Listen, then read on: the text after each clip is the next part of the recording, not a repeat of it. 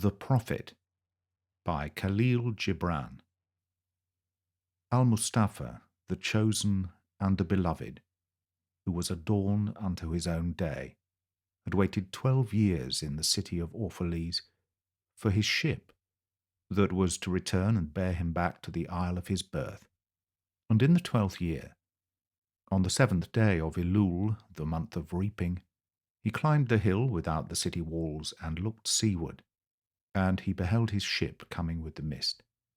Then the gates of his heart were flung open, and his joy flew far over the sea, and he closed his eyes and prayed in the silences of his soul. But as he descended the hill, a sadness came upon him, and he thought in his heart, "How shall I go in peace and without sorrow? Nay, not without a wound in the spirit shall I leave this city. Long were the days of pain I have spent within its walls, and long were the nights of aloneness. And who can depart from his pain and his aloneness without regret?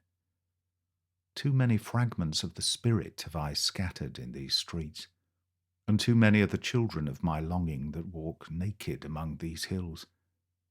And I cannot withdraw from them without a burden and an ache. It is not a garment I cast off this day, but a skin that I tear with my own hands. Nor is it a thought I leave behind me, but a heart made sweet with hunger and with thirst. Yet I cannot tarry longer. The sea that calls all things unto her calls me, and I must embark. For to stay, though the hours burn in the night, is to freeze and crystallize, and be bound in a mould. Fain would I take with me all that is here, but how shall I? A voice cannot carry the tongue, and the lips that gave it wings. Alone must it seek the ether, and alone and without his nest shall the eagle fly across the sun. Now when he reached the foot of the hill, he turned again towards the sea, and he saw his ship approaching the harbour, and upon her prow the mariners, the men of his own land. And his soul cried out to them, and he said, "Sons of my ancient mother, you riders of the tides, how often have you sailed in my dreams? And now you come in my awakening, which is my deeper dream. Ready am I to go, and my eagerness with sails full set awaits the wind. Only another breath will I breathe in this still air, only another loving look cast backward. And then I shall stand among you, a seafarer among seafarers, and you, vast sea, sleepless mother, who alone are peace and freedom to the river and the stream. Only another winding will this stream make, only another murmur in this glade. And then shall I come to you, a boundless drop to a boundless ocean." And as he walked, he saw from afar men and women leaving their fields and their vineyards and hastening towards the city gate. And he heard their voices calling his name and shouting from field to field, telling one another of the coming of his ship.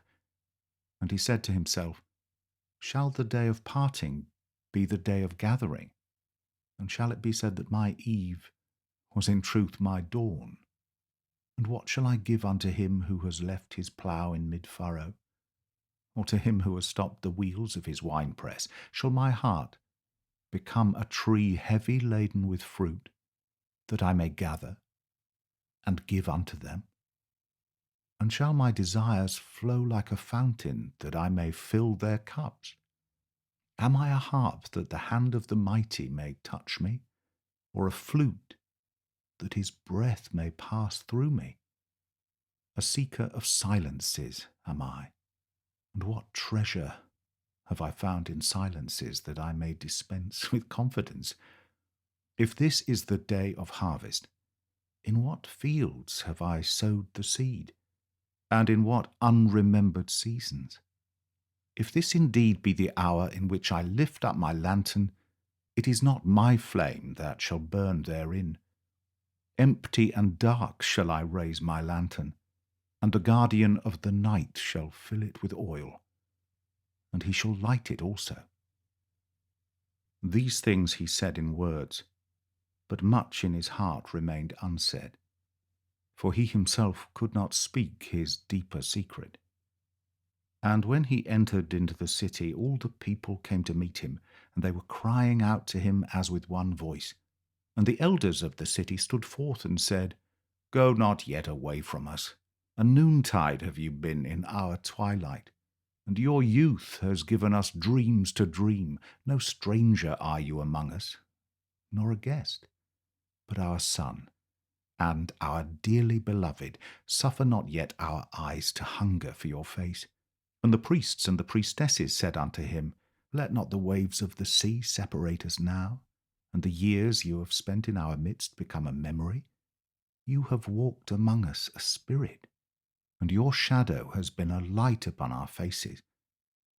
Much have we loved you, but speechless was our love, and with veils has it been veiled. Yet now it cries aloud unto you, and would stand revealed before you. And ever has it been that love knows not its own depth, until the hour of separation. And others came also and entreated him, but he answered them not. He only bent his head, and those who stood near saw his tears falling upon his breast. And he and the people proceeded towards the great square before the temple. And there came out of the sanctuary a woman whose name was Almitra, and she was a seeress. And he looked upon her with exceeding tenderness, for it was she who had first sought and believed in him when he had been but a day in their city. And she hailed him, saying, Prophet of God, in quest of the uttermost, long have you searched the distances for your ship, and now your ship has come, and you must needs go. Deep is your longing for the land of your memories, and the dwelling place of your greater desires. And our love would not bind you, nor our needs hold you. Yet this we ask ere you leave us, that you speak to us and give us of your truth, and we will give it unto our children, and they unto their children, and it shall not perish. In your aloneness you have watched with our days, and in your wakefulness you have listened to the weeping and the laughter of our sleep. Now therefore disclose us to ourselves, and tell us all that has been shown you of that which is between birth and death. And he answered, People of Orphalese, of what can I speak, save of that which is even now moving within your souls? Then said Almitra, Speak to us of love. And he raised his head and looked upon the people, and there fell a stillness upon them. And with a great voice he said, When love beckons to you, follow him, though his ways are hard and steep. And when his wings enfold you, you yield to him, though the sword hidden among his pinions may wound you. And when he speaks to you, believe in him, though his voice may shatter your dreams as the north wind lays waste the garden. For even as love crowns you, so shall he crucify you. Even as he is for your growth, so is he for your pruning. Even as he ascends to your height and caresses your tenderest branches that quiver in the sun, so shall he descend to your roots and shake them in their clinging to the earth. Like sheaves of corn he gathers you unto himself. He threshes you to make you naked. He sifts you to free you from your husks. He grinds you to whiteness. He kneads you until you are pliant. And then he assigns you to his sacred fire, that you may become sacred bread for God's sacred feast. All these things shall love do unto you, that you may know the secrets of your heart, and in that knowledge become a fragment of life's heart. But if in your fear you would seek only love's peace and love's pleasure, then it is better for you that you cover your nakedness and pass out of love's threshing floor. into the seasonless world where you shall laugh, but not all of your laughter, and weep, but not all of your tears. Love gives naught but itself, and takes naught but from itself. Love possesses not, nor would it be possessed, for love is sufficient unto love. When you love, you should not say, God is in my heart, but rather, I am in the heart of God. And think not you can direct the course of love, for love, if it finds you worthy, directs your course. Love has no other desire but to fulfill itself.